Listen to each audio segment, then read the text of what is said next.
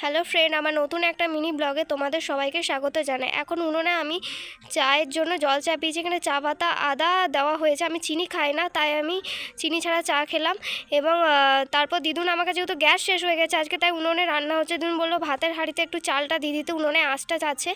তাই মামি আজ ভাইকে নিয়ে আধার কার্ড আপডেট করতে নিয়ে যাবে, তাই আমি গোটা ঘর দেখালাম যে সব কিছু গোছানো হয়ে গেছে, বিছানা সব কিছু ছাটা দেওয়া হয়ে গেছে। গ্যাস ছিল না, একটু আগে গ্যাস দিয়ে গেল, যেহেতু কালকে তার আগের দিন রাতে ফোন করা হয়েছে। এখন আমি জামা কাপড় ধোয়ার জন্য গরম জল দিলাম, গরম জল দিয়ে জামা কাপড়গুলো ধোয়া হচ্ছে যাতে সব কিছু পরিষ্কার পরিচ্ছন্ন হয়। অনেক কটা জামা কাপড় ছিল, প্রায় এক বালতি জামা কাপড় ছিল, সেগুলো ধুলাম। সব কিছু ধোয়াধুয়ি করছিলাম, পরিষ্কার করছিলাম। সেগুলো সব কিছুই তাড়াতাড়ি করা হচ্ছিল, নয়তো অনেক দেরি হয়ে যেত। এখনই তখন বাজছিল 11টা কি 11:30, অনেকক্ষণ বেজে গেছিলো। তাই সব কিছু জামা কাপড় ধোয়া হয়ে গেল আমার। এই দেখো এখানে অনেক কটা, প্রায় এক বালতি পুরো জামা কাপড় ছিল। বেগুন কাটছিলাম আমি, বেগুনের